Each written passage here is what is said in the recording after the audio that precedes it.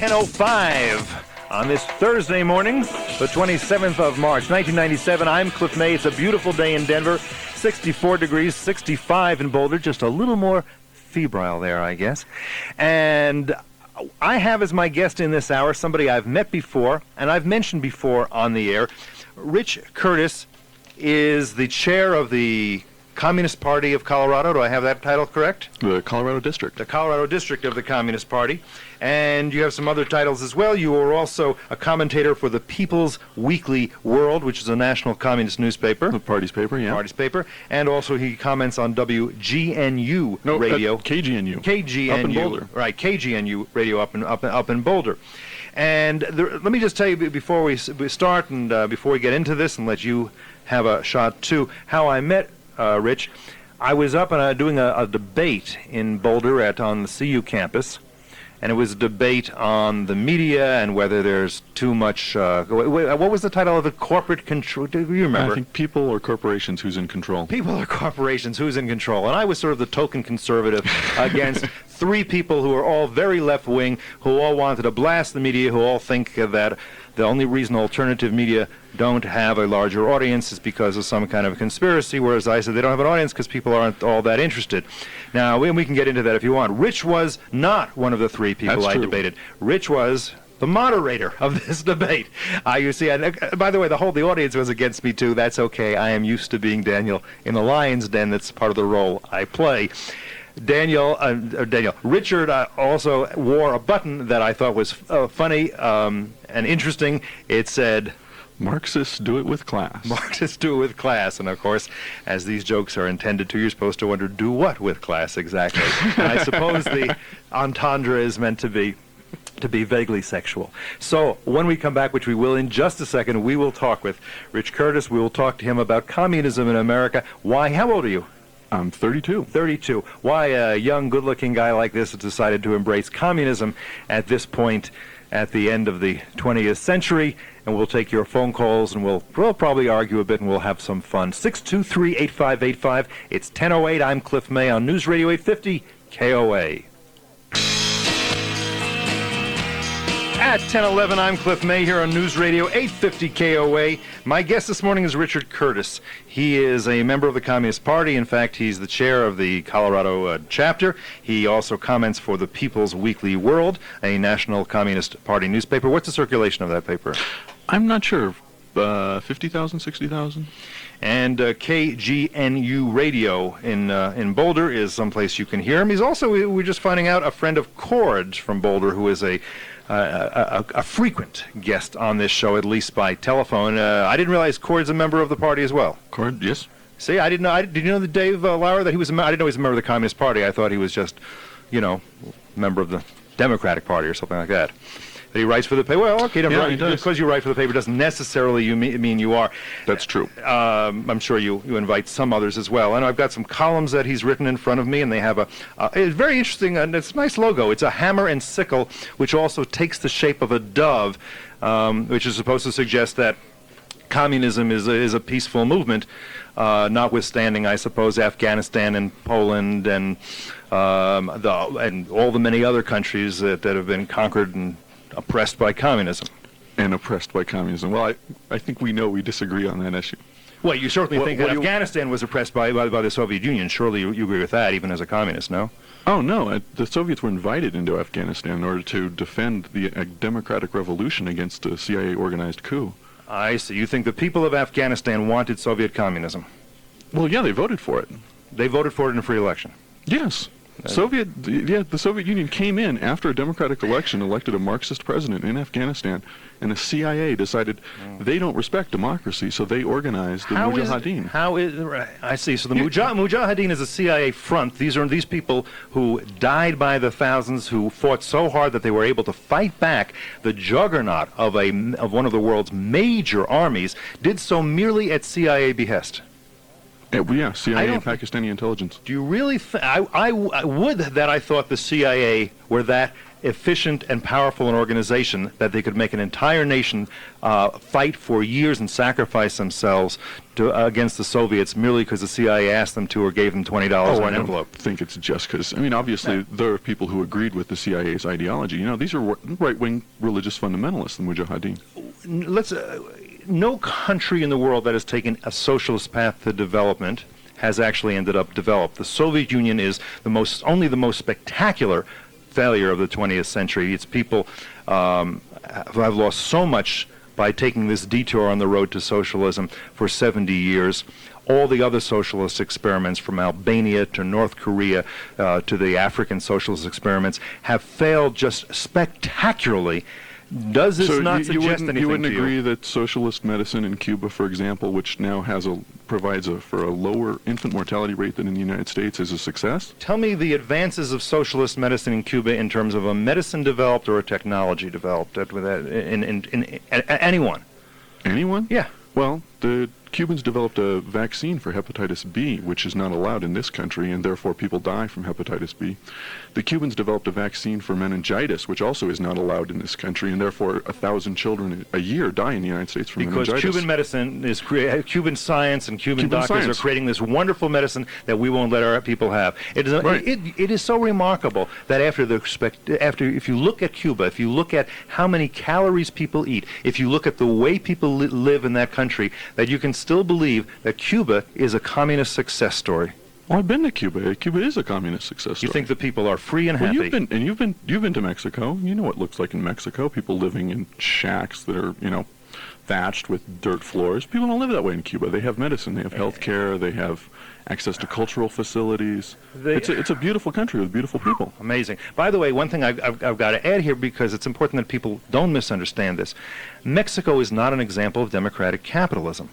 Mexico's you understand a that. Perfect example. Mexico has long been an example of a socialist approach. They've nationalized industries for years, and that's been part of their economic problem. It has been a statist regime and a socialist statist regime and an anti-imperialist regime in their rhetoric and in their actions. That has been part of the problem. The idea that Mexico is the same kind of economic or political system than Canada. We hope it will be one day, but it has not been up to now, Richard.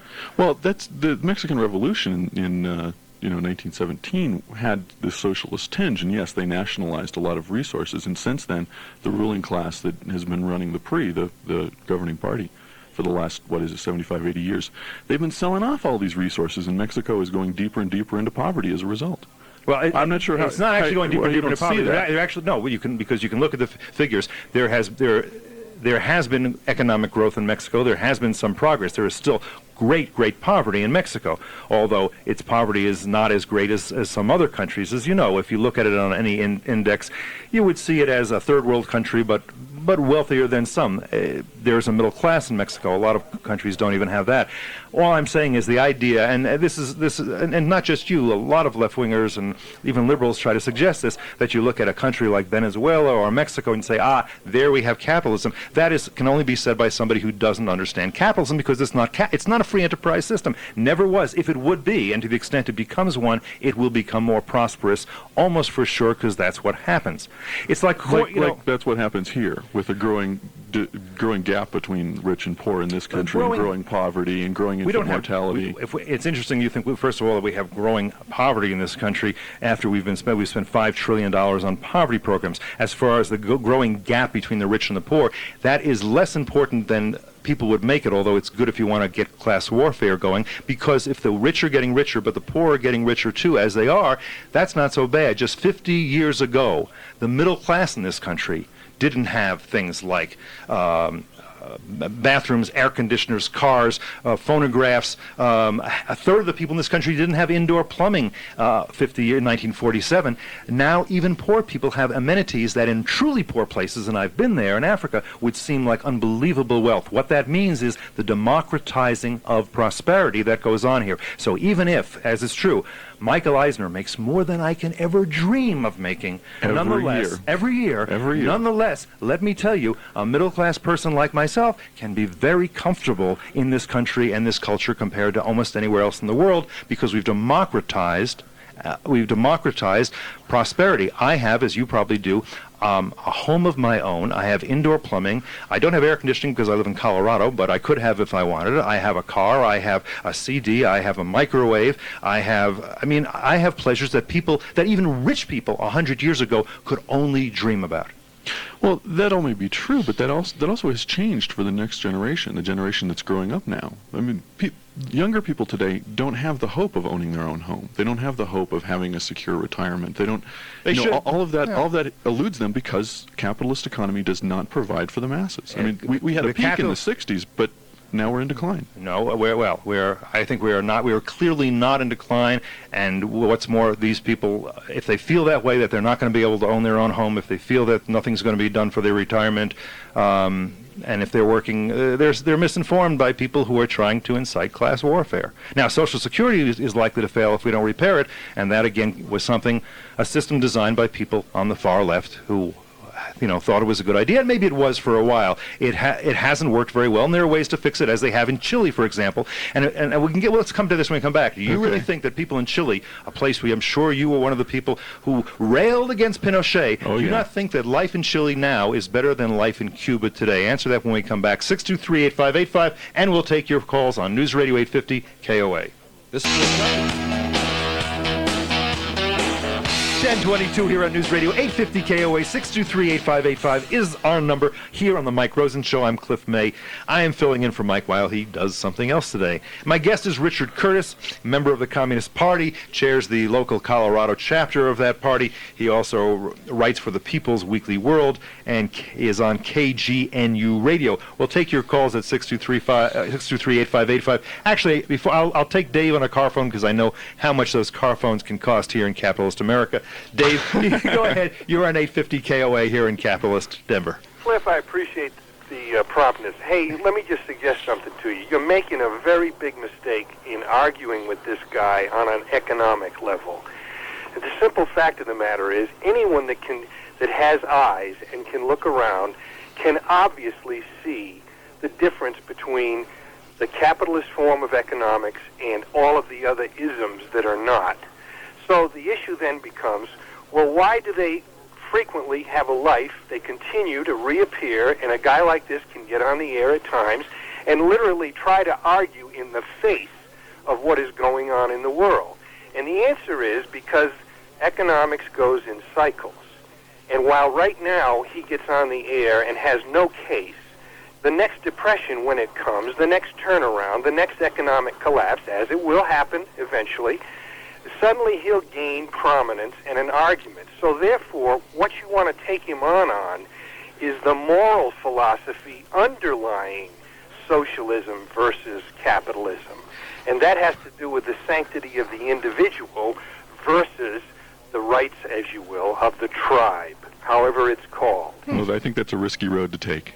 I think it's a very interesting road to take, and I think it's one we should. I think, my friend, it's the only road to take to satisfactorily put you down once and for all. Let me comment a little bit and talk with you, Dave, about some of the things you said, because some I agree with and a couple I don't.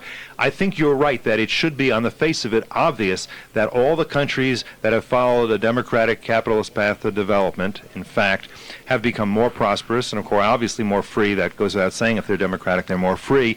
And all the countries that have taken a socialist path to development have failed. But you can argue that, I suppose, and I guess Richard wants to. But you're right; it's on the face of it, it's true. Where I disagree with you is that there will necessarily be an economic collapse. Economic collapses come because of bad policy. There will be a business cycle. There's likely to be recessions. Nonetheless, I don't think we necessarily have to expect economic collapse. But I think you're right that people who want to replace this system with a far worse system will attempt to profit, I put that term in quotes, at a time of hardship, just as they tell those who are not as affluent as they'd like to be that the reason is that everything you want has been stolen from you, that people are oppressing you, that you can't improve by your own efforts, that what you need to do is improve by political action and by taking away from others what they have and giving it to yourself. In Russia, what they did is they tried to attack poverty, and in fact they attacked the wealthy. When there were no wealthy left, everybody was poor. The issue comes down to, Cliff, the sanctity of the individual, and that what made the Western civilizations unique and gave rise to the argument of socialism in whatever its forms versus capitalism is only after the individual gained individual rights and the right to his own life without any sacrificing of himself to the collective. You are right. You are right on this, and we'll let Rich address it, because I think an important part of American political culture and American culture generally is this idea of rights inhering in the individual, of there being individual rights rather than group rights. A final parting shot. Yeah, go ahead. Underscore my point. Yeah. In the 30s, when we had the Depression, Yeah. this argument surfaced, and Yeah. America began to flirt with socialism-communism. Absolutely. FDR is a perfect example of what can happen when economics turns around and you don't have the moral justification for the sanctity of the individual, which is the basis for capitalism. Yeah, and in attacking the sanctity of the individual, I think that's the most un-American part of communism and socialism, Richard. Well, Keep in mind, yeah, you in may, order but to implement, you and Dave may. In order to implement socialism or capitalism, you first must have the moral justification for doing so. And that is any one of the variations of sacrificing the individual to the Pope, the King, the people, the crown, whoever. Here, the difference is the individual cannot be sacrificed, at least in theory. It's not perfect, but it's the greatest leap toward it ever. And the result is the most prosperous. We have more food, we have more medicine, we have more security than any people ever in the history of civilization. And it's so obvious it needs no defense. What does need defense, however, is the moral justification for the sanctity of the individual. That has been, since the Declaration, at risk and has been eroded away. Okay, Dave, I think we got your point. Go ahead, Richard. In fact, socialism is about the sanctity of the individual. Capitalism is about the sanctity of private profit. Socialism is about elevating the individual, the place of the individual in society, the freedom of the individual to express themselves and to freely develop. There's this, I mean, I'm sure you know, Cliff, you've heard the pithy little sayings from Marx about the free development of the individual. That's what socialism is about. Capitalism is about the sanctity of private profit, and that is what socialism attacks. Tell me how, Richard, when they wiped out people, put them in concentration camps in Soviet Russia because they were members of the bourgeoisie or because they were rich peasants rather than poor peasants, that respected the sanctity of the individual.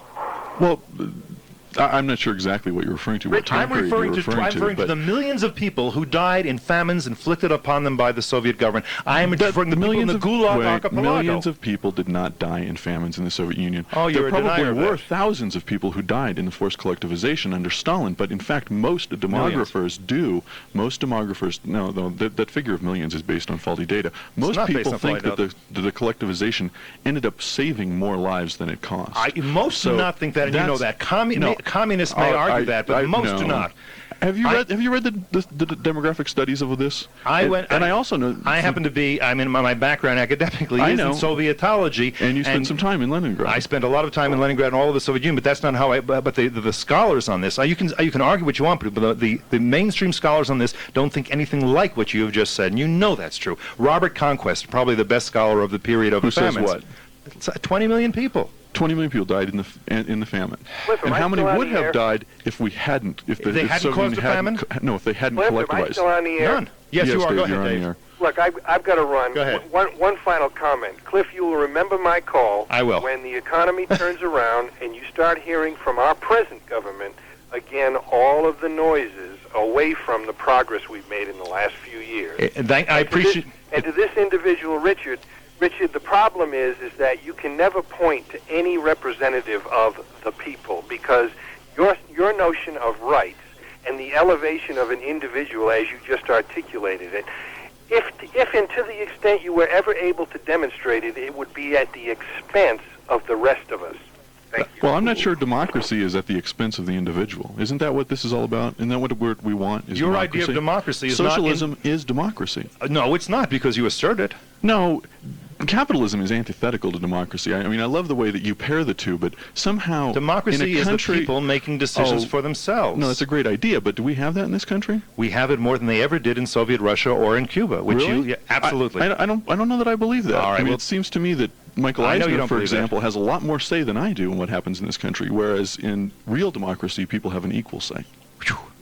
Isn't that no? He has Am one. I wrong? Yes, you're wrong. Michael Eisner has one vote. He is rich. He does have a lot more say over where he goes on vacation than I do. That's about it. Nonetheless, I am here on the radio. You are here on the radio. We can have influence. Democracy does not mean everybody is squashed flat until they're equal. 623-8585. We'll take your phone calls here on News Radio 850 KOA. At 10:34 on News Radio 850 KOA, I'm Cliff May in for Mike Rosen. 623-8585 is our number. Rich Curtis, a communist, a writer, a radio host, is with us today. We're talking a little about communism, basically. You know, Richard, I knew people who went to concentration camps in the Soviet Union, not because of anything they did, but simply because of the fact that they were from the middle class or they were members of the intelligentsia. How do you justify that, and how do you say that does not show that the sanctity of the individual was routinely violated in the Soviet Union during its 70 years of existence? Like Mumia Abu-Jamal in Philadelphia. I didn't argue. I didn't say the Soviet Union was perfect. There's one person who's in jail here. Perfect. One.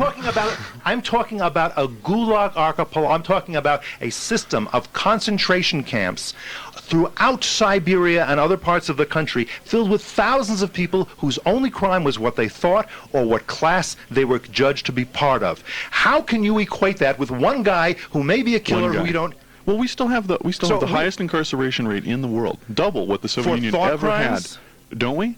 No, we do not. All these people who are in prison in the United States are victims of... Richard, it's so clear. You're here and a communist talking on the radio about what you think. If I did the same thing in Russia and got on the radio like this, I would be in camp for the next 20 years. You have to know that's true. Well, yeah, that's the way Russia turned out. I'm not saying that's a good idea. Are they going to arrest you when you leave? Did I say that?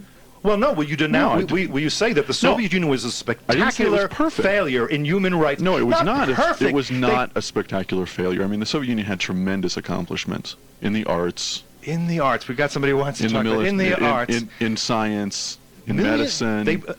More people were killed in the Soviet Union, I would argue, and mainstream scholars would, than even were killed by Adolf Hitler.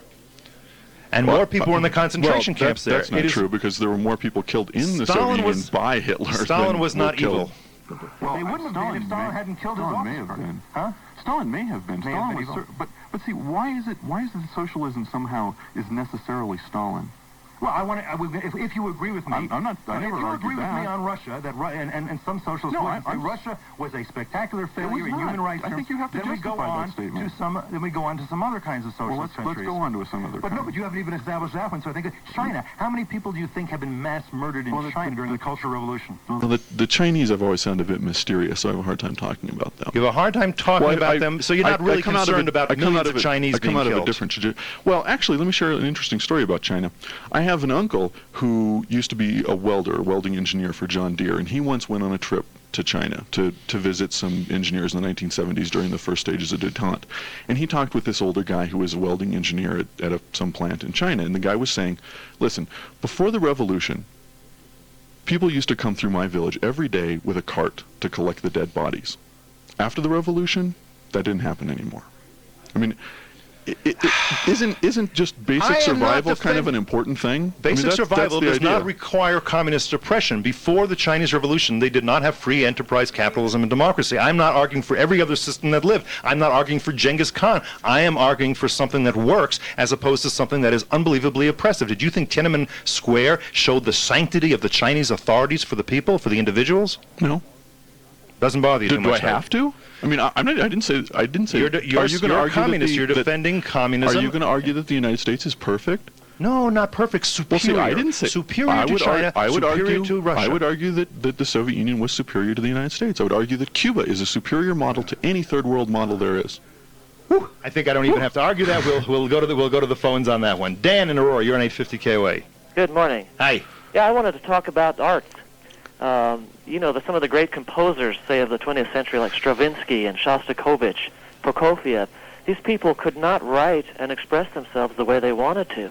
Their music was constantly edited and changed and altered. They had to come to America in order to write some of their greatest music because they had the freedom here to express themselves the way they wanted to. That's true. And of course, there are some artists who chose to go to the Soviet Union because that was where they found they could express their art. Like who?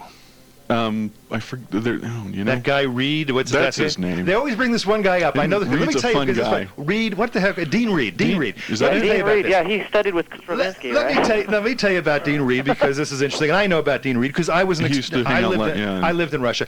Dean Reed was an American singer who nobody ever heard of in America.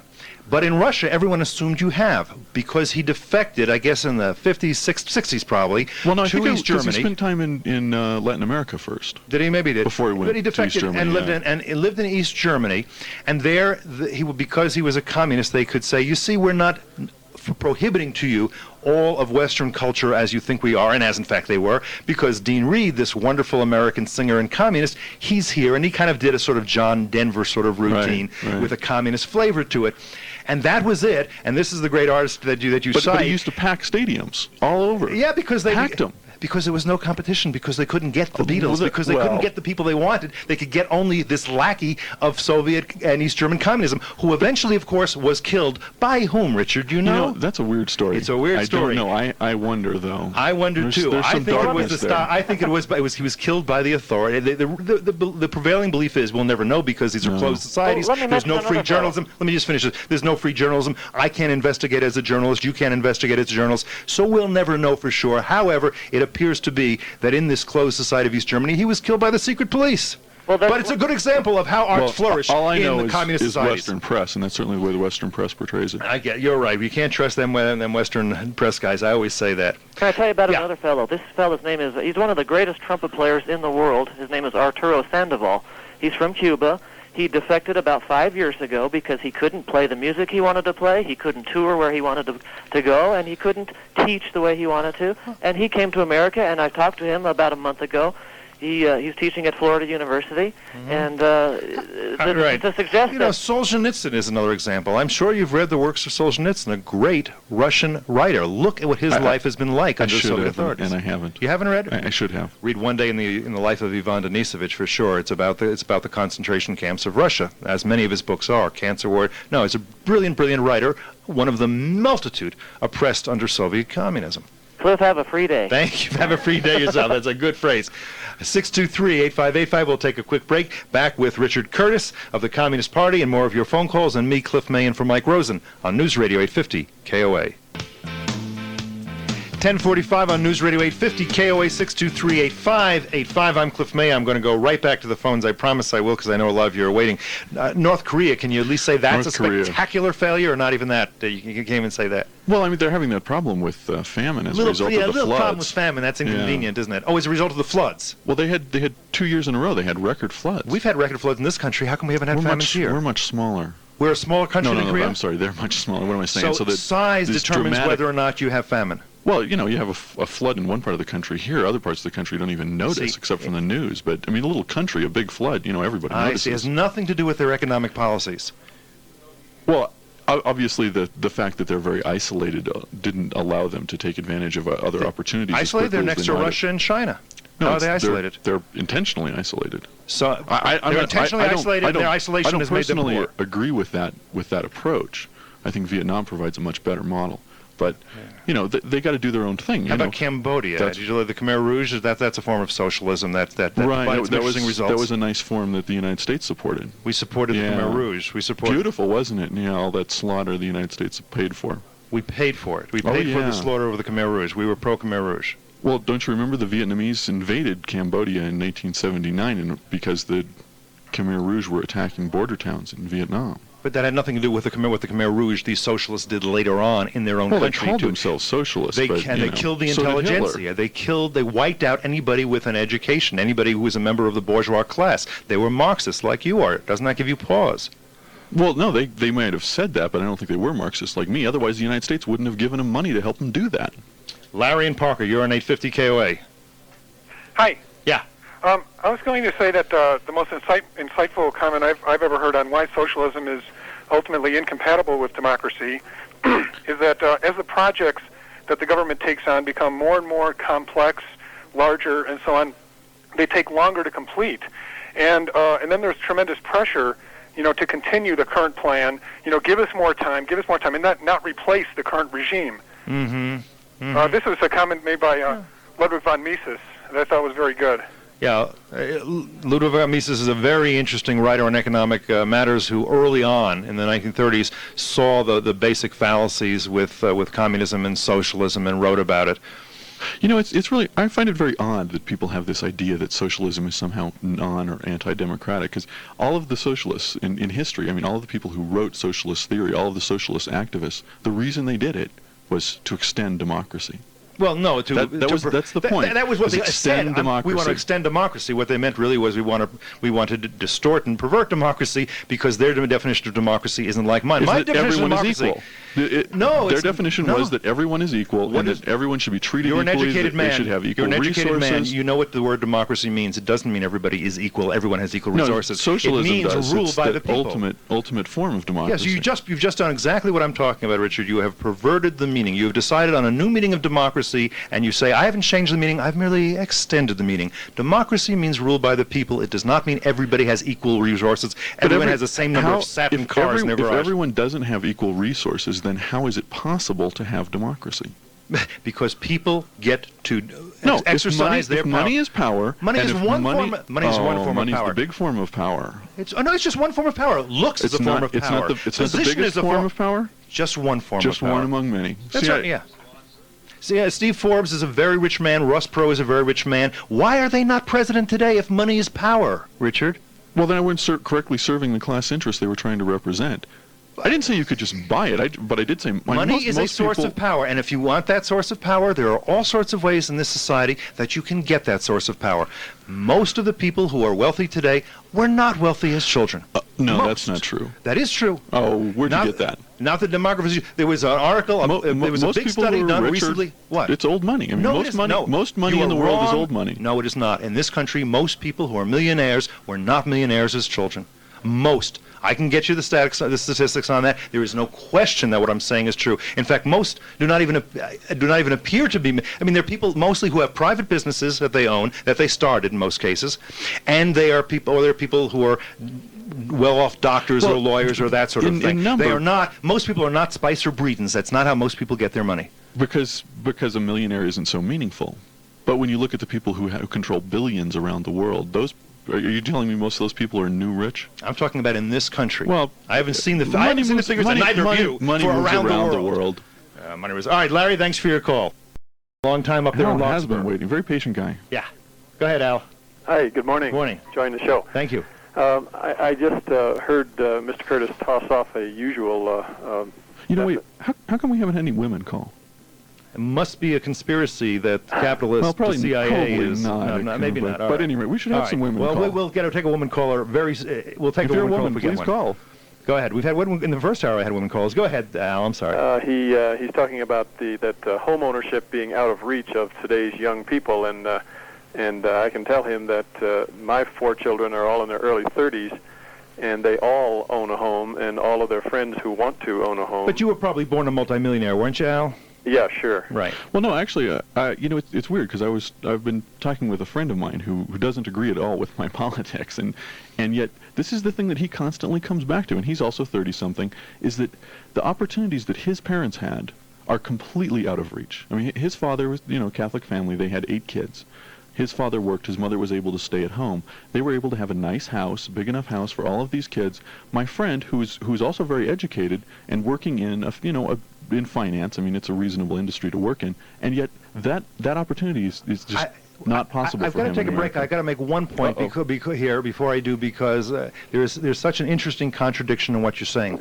On the one hand, you're saying that money is power. On the other hand, you're saying that these wealthy parents from the previous generation don't have the power to pass on their money and their prosperity to the next generation. The only reason they can't pass on that prosperity is not because we're not a richer country than we used to be. We are. The only reason is because their kids have to go out and also compete and make it on their own in a free marketplace. No, I didn't say they were rich. These are working class parents. That the opportunities that working people had in this country have disappeared in the last 30 years. There are for some people, and not on a lot of them, some downward mobility because the generation after the war had unbelievable opportunities. Nonetheless, most kids will live better than their parents. Not now. I would ask Richard why. No way is that true. Yeah, it's true. Go ahead, last point. I would ask Richard why he thinks my children don't work. Why they don't carry a lunch pail, but they do your children work? Absolutely, they work. Well, Did I say they didn't? You're talking about the working class as if there's a certain lunch pail mentality that you have to carry. I don't think working class has anything to do with lunch pails. It has to do with wages and salaries. I mean, Well, if you work for a wage, you're take- working class. I got to take a break. All right, I understand your point. We'll come back to it after this break and take more of your calls. 623-8585 on News Radio 850 KOA.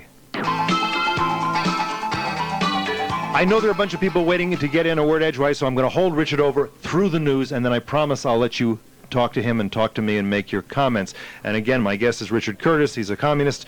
Says that. I'm not calling him things. He says he's a communist. He's the head of the Colorado even chapter an official of an official of the Communist Party. He writes for People's Weekly World. Let's take a news break, and then I'll be back. I'm Cliff May, in for Mike Rosen. I promise we'll take your phone calls. Hang in there. 623-8585 on News Radio 850 KOA.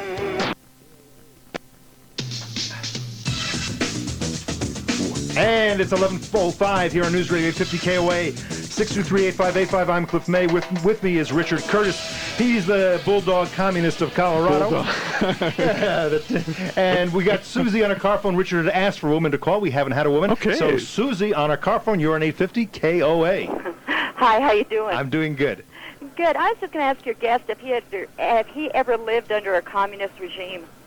No, I've spent time visiting Cuba. How much time did you spend in Cuba? A couple of weeks. A couple of weeks, Richard? And I got sick while I was there. It was the most amazing experience. Richard, a couple of weeks, you got to spend. Don't you think you should spend 2 years, a year, something like that, before you judge that this is a wonderful place? I mean, I got to tell you, and I want to be honest about this. When I first went to Russia, the first time, 1973. No, the first time was 1970. Actually, first time, but that's very good. Your spies are doing a good job. No, it was Rocky Mountain News webpage. Oh, really? Gee. All right, they got it wrong. 1970 would have been the first time I went, and I was very much a leftist and very much sympathetic. Yeah. It wasn't until I learned the language of Russia and spent some time there as an exchange student, which I did, and I saw what was really going on. Are you fluent in Spanish, at least? No. You were 2 weeks in Cuba. You're not fluent in Spanish, but you're sure this is a great place to live. I'm sure. Okay, go ahead, Susie. I'm a moral communist, not I'm on a car phone, so I need to get through. Go ahead. You make your points. Okay, my parents escaped from Hungary in 1956 during the Hungarian Revolution. My aunt and uncle escaped in 1968 because they wanted to get out of the domineering. They could not live. They could not live under the communist regime. My parents' families were persecuted under the communist regime because of their religious preference. They left because they needed to find a better life, and they did here. When I take a look at what I've achieved as a first-generation American, I have my own home. We have 2 cars. I have kids that are going to be going to college. I take a look at my aunt who's still in Hungary, and her kids have lived under that regime. They still live at home. They're married, and they live in a 2-bedroom house. You can't tell me that the Hungarian or that the communist is a success story. It's not. It seems obvious to me. It doesn't to Richard. Yeah, and let me tell you, all right, you finish until up, you Susan. live a lifetime in that environment, you can't talk about it. Richard was 2 weeks in Cuba, Susie. How can you challenge his expertise in that society? Yeah, well, exactly. Yeah. Exactly. So that was my comment. You can go on from there. Thank you, Susie. Bye. You know, actually, the thing that I find strange is that we have no recourse to an analysis of these situations in this conversation. You're giving a recourse to analysis. People call up and they want to talk about things that might have happened in somewhere else that were wrong, that things that went wrong. My point, the reason that I became a communist was a moral principle that I thought it's only right that people should be equal.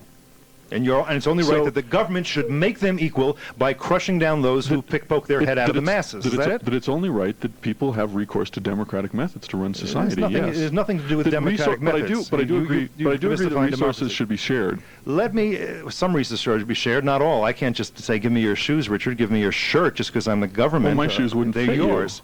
It doesn't matter. I want them. I think you should share them. Give them to me. Well, do you have shoes? What do you care? I want yours. I'm the government. No. If you have shoes, then you don't need my shoes. Richard, let me ask you this. Thousands of people like Susie have and her family, millions of people have come to this country from communist and socialist countries for greater freedom and prosperity.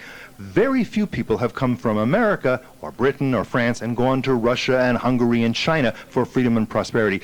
I guess you think there's no significance to that fact. Well, it's a moral principle. As Jose Marti referred to the United States when he was visiting New York, I think, turn of the century, saying that he was in the belly of the beast. Mm-hmm. That this is the belly of the beast. This is the heart of global imperialism around the world. I mean, all the injustice that's done in the third world is done in the name of the United States by agents of the United States. So if you want to affect, that's just nonsense. If you want to affect justice in the world, then this is the place to do it. The terrible things that are happening in countries all through Africa, in Zaire and in Rwanda, that has nothing to do with the United States. This is this blame America first mentality. Who's been propping up the president of Zaire for the last 20 years? We gave aid to a country that was anti-imperialist. If you know anything about Mobutu, you know that his authenticity campaign was anti-imperialist. You're right. We probably shouldn't have supported him. We did because he was anti-communist. But if you look at the socialist and communist leaders, they failed too, as witnessed Tanzania, as witnessed Guinea. In El Salvador, who trains the death squads in Guatemala? Let's go to Ed in Denver. You've been waiting a long time. You're an 850 KOA. Yeah, I'm glad that you got to this moral issue, frankly, because this is where Richard's problem starts. It's a paradigmatic problem. It's the same problem that the French had after the Revolution, and the reason that period was called the Reign of Terror. They wanted liberty, equality, and fraternity. Well, pick two. You can't have a completely equal society and have freedom and vice versa. And that's right. People don't understand. Let me just make one point here. You know what? Hold in for a break because I want you to finish your thought. And I do want to say, I wrote this in my column last week, and Aaron Hart called me. She didn't understand it. There is a trade-off between freedom and equality.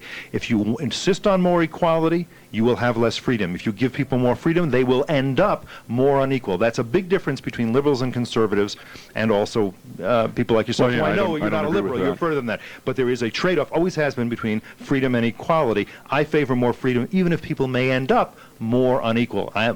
Freedom is my moral principle. 623-8585, 1111. You hang in there. I know you haven't finished yet, and I'll let you here on News Radio 850 KOA.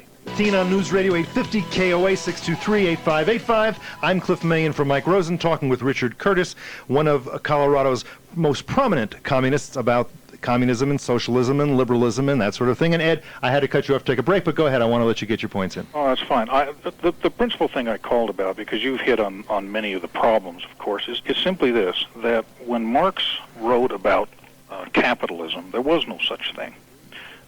He basically created it, his definition of it, as a straw man. And if you think about it, defining how capital is formed or how businesses are owned or whatever doesn't explain everything that goes on in society. And so what Marx attempted to do was... I have a question. Ed, have you actually read Capital? Yeah. And you think that Marx was making this thing up? He wasn't describing phenomena around him at the time? Well, he did refer to things that he saw. But what he tried to do was to create a comprehensive explanation of society based on how business was owned. Then compare that to a socialist ideal, which tried to explain everything that went on in society. Capitalism isn't a religion. It isn't a family structure. It's only a piece of the thing. Absolutely, that's right. Let me take a shot at it this way.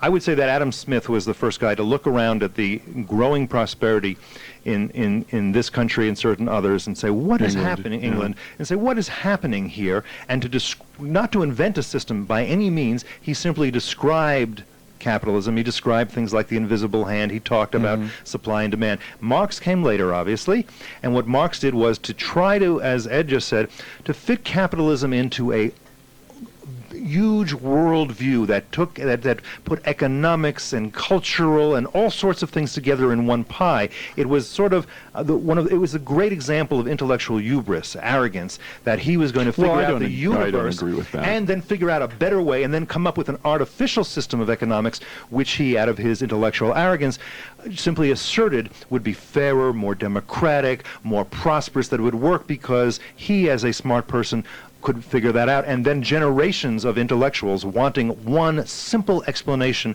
for how the world works and should work and things to believe in, they embraced it. And the result has been more carnage in this century than in any other, thanks largely to these kinds of socialist movements. And again, I would argue that Mussolini... Can I ask one quick question? One more comment here I've got to make. Mussolini was a socialist. Nazism was National Socialism, was a form of socialism. Communism was socialism. Communism, socialism has created more carnage and less freedom than anybody else.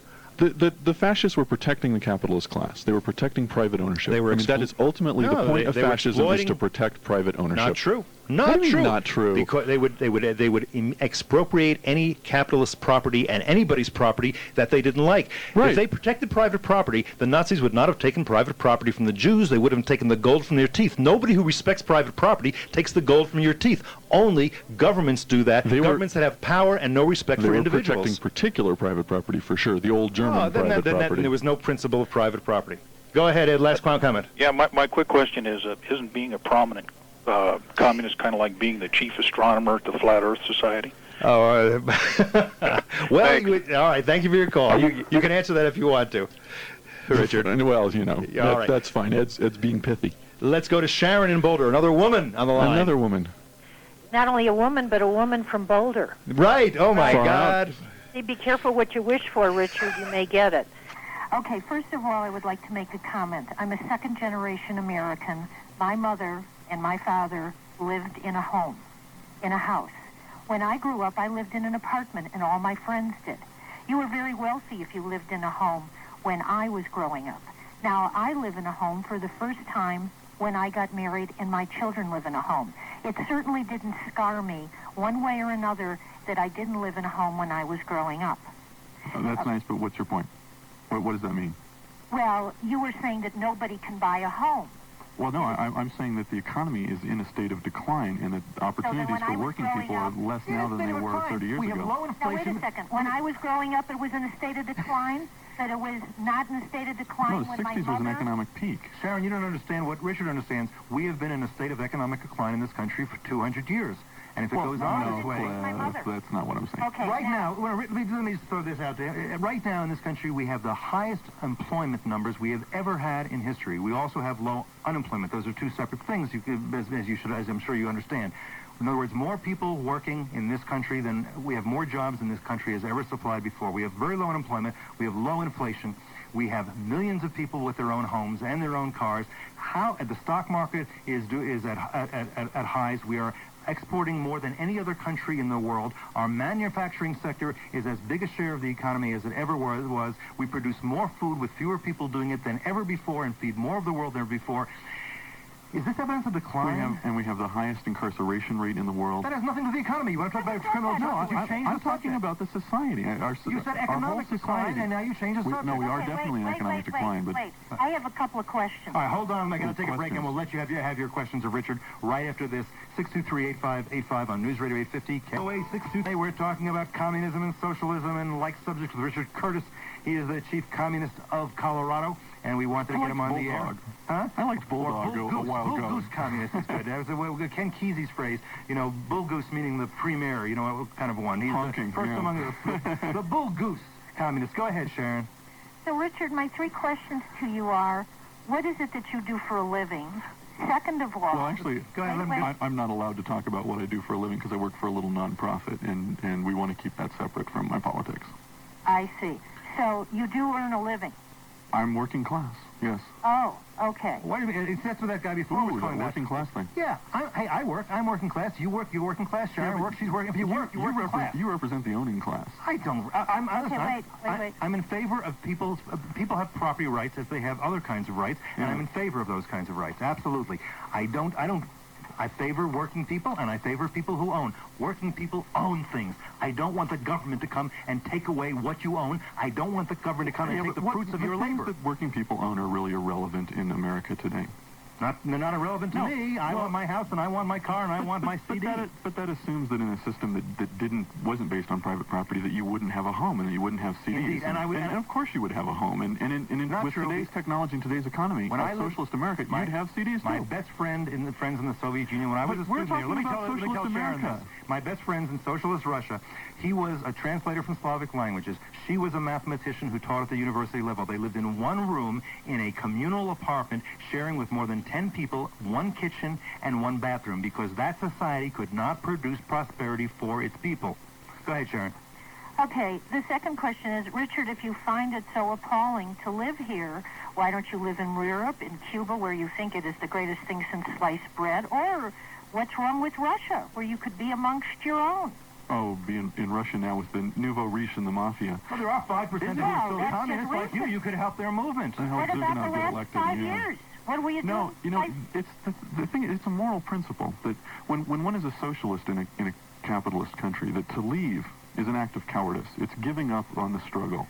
So the principle stands is to stay and struggle. Sharon suspects that it's more comfortable to be a socialist in a capitalist country than it is to be a socialist in a socialist country. And, of course, to be a capitalist in a socialist country is lethal. Okay, you keep saying that. My last question. I'm intrigued by this medication that you state is available in Cuba for I think you said the cure of meningitis. No, it's a vaccine for meningitis. Meningitis do you B, know I the believe. names of these? I mean, Europe is refusing to use these also, and so. No, actually, they are available in Europe. The meningitis B vaccine, and there's also a anti-cholesterol drug that is available widely in Europe now that is manufactured in Cuba through the Biotechnical Research Institute. So it's meningitis B vaccine. That's one of the many products. They've also been doing developing a number of drugs for tropical medicine, malaria drugs, and for other diseases that have to do with the tropics. That's something we need here in the United States. Well, no, but they need it there.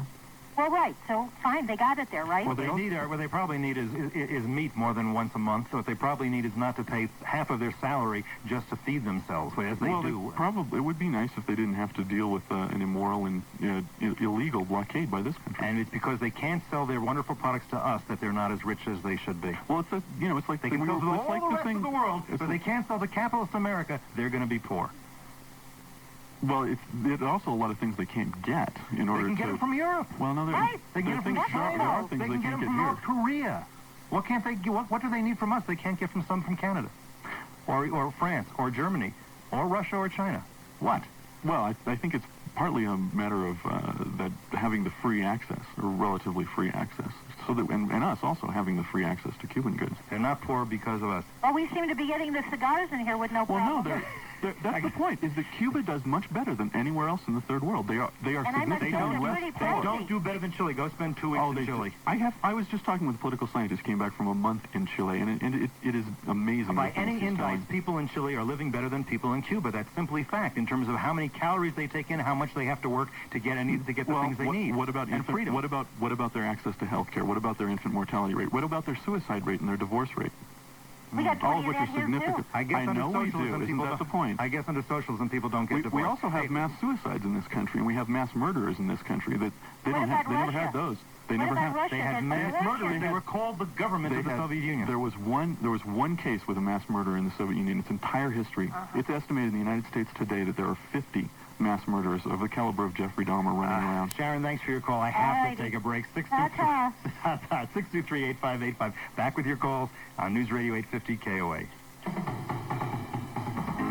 News Radio 850 KOA. In for Mike Rosen, I'm Cliff May, and with me is Richard Curtis of the Communist Party. Thad, you've been waiting a very long time. You're oh my God, very long time. I got to tell you, I'm amazed at how your guests can convolute situations and logic to justify his position in many areas, where he cites singular incidents in the United States, where you can cite hundreds of incidences, particularly in the Soviet Union, the former Soviet Union, of atrocities to human beings. Oh, wait, Pat, you know what? Why don't we talk about about the theory here? I mean, that's the thing. I think it's theory. I think actuality is the key. Well, how many people were killed? I didn't come in to say that the United States should adopt a system that's identical to that in the Soviet Union. I came in here to say that the United States should adopt a system of public control of the means of production, a system that is just to everyone. That's what I came in to argue. Public control means that's a dream world. Oh, well, it's not a dream world. It's a nightmare world because public control of the means of production means government control. That means the whole country is run by the IRS and the Motor Vehicle Department. And you know what that means. And in our country, the government is not really democratic, so people are afraid of it. If the government was democratic, socialism and make it work when nobody else ever did. No, they made some things work and some things didn't work. We want to pick from the things that worked there, and we want to pick from the things that work here. You are always going to have an underclass. It happened in Russia. You are going to have it. That's what happened there, the nomenclatura. Why? The people, why? Why? Because they allowed it to happen, because of human greed. Why will you always have it? See, human greed, how can you possibly say that you can speak authoritatively on what human nature is? Well, how can you say? We try to argue these facts. From thousands of years of history of what people do to people, or people do to gain riches, what people do to improve their standard of living. People acting in situations of conflict or threat, somehow that defines all of human nature. Well, that's not what I'm saying. Dad, let me just say this, because I want to roll, because I know there are people waiting. If you don't mind. One other question. My original question to the gentleman is, how can he justify the fact that all these countries that were under communism held a gun to the head of every one of those people from escaping their country? And we know for a fact, your guest is too young to know, when we used to see on television people shot trying to get from East Germany to West Germany across the wall. And he doesn't remember that very well. Why were they forced to stay in? Why were they not allowed free access to travel to different countries and leave if they didn't like the system? I don't understand. I don't understand that on the basis of his philosophy. Well, you're right, then, because the most basic form of freedom. I'm not sure how that's related to my philosophy. The most basic form of freedom is to let people vote for their seat. At least let people leave if they feel oppressed. And the communist and socialist countries that you apologize for didn't even allow that most basic of human rights. That's why. Well, and perhaps they should have. And perhaps they should have, but you don't. But you don't judge them too much for that. No. So no. Everybody was. I'm saying everybody in East Germany was a prisoner. I'm saying that policy has nothing to do with the fundamental philosophy of socialism. I know you want that's a particular policy that came out of a particular history, and I'm saying that we don't have to do that. You don't believe in communism. You believe in communism light. No, I'm saying I believe in American communism. And I think the Germans would have gotten it better if they had a little more time. 200-300 years, I'm sure they would have done better. Probably not that long. Niorka from Denver, is that the pronunciation? It's Niorka. Niorka. Hi. Hi, how are you? I'm fine, thank you. I'd like to fill in this gentleman what some realities about Cuba truly are, because he only spent 2 weeks there. Have you spent a little more time? I spent 12 years of my life there, and I lived 12 years over here, and I recently been back to Cuba. Tell us what you found. I'm sorry? Yeah, tell us what you found in Cuba. Is it as wonderful as Richard says? Well, Richard must have stayed at one of the many hotels where people don't have to wait for anything in line, and when they have plenty of food, and he has no need for anything. I stay with my family that's still there, and let me tell you, some of the horrors of, first of all, you can never own a house in Cuba. You have to pay for the house, but you can never own it because it belongs to the government. You know what your bread allowance is in Cuba? A bun. You get a bun for one entire month. That's your allowance in Cuba.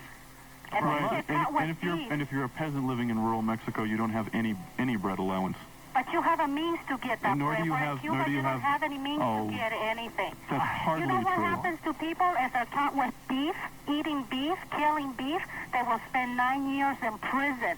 Because that's the economy over there. Because they save everything for the tourists. You saw only what they wanted you to see. You did not live in Cuba. You did not experience. If he goes back to New York, you'll give him your family's number so he can look him up and he can tell him what's going on. Why don't you like to send them some aspirins? They can't even get that there. That's because of the blockade, yeah. They can about? I got to go, don't I? They've got meningitis vaccine, but no aspirin, I guess. All right, but they can't get it. They can't simply not get anything. Thank you, New York. I've got to run. Thank you, Richard, for being so great. Thank you, Cliff. It's been fun arguing with you. Hey, Mike will be back next week. Somebody will be here tomorrow. I'm Cliff May on News Radio 850 KOA. Is your closet half empty? At Montgomery Ward, we can... Class struggle on the radio. But there is a trade-off, always has been, between freedom and equality. I favor more freedom, even if people may end up more unequal. Freedom is my moral principle. That was Cliff May, March 27th. I was on a talk show recently with Cliff May, associate editor of the Rocky Mountain News and radio talk show host, recently, and it became clear that he and I don't have very much in common. You see, I'm a socialist. May is a capitalist. I'm a state leader in the Communist Party USA, and May is becoming the National Communications Director for the Republican Party. May values freedom above all else. I value equality. But I value freedom too, just not May's kind. I got to wondering, why can't May and I come together on anything? He's not crazy or spiteful. He is passionate about his beliefs as I am about mine. May is a true believer in capitalism. He argues that wherever capitalism doesn't work, it's because of faulty government policies, government intrusion. He doesn't believe that capitalism is inherently unstable. Nor does he acknowledge that people becoming more unequal necessarily creates instability, and that people will revolt against what they, rightly, in my opinion, perceive as injustice. So even if, as is true, Michael Eisner makes more than I can ever dream of making, every year, nonetheless, Michael Eisner has one vote. He is rich. He does have a lot more say over where he goes on vacation than I do. That's about it. It seems to me that Eisner, the CEO of Disney who makes around $2 million a year, really is free, where most of the rest of us aren't. People who work for a living are, in the end, slaves to their wage. We must make a living. Even if the job we do is repulsive, perhaps dangerous, insulting, or whatever, we still must make a living. Having the opportunity to quit and be unemployed, to search for months or years on end for a decent job, while lacking resources for food, shelter, or clothing, is not freedom. Working people are much more like slaves than we are like Eisner. However, it's the distinction between property rights and human rights where May and I really diverge.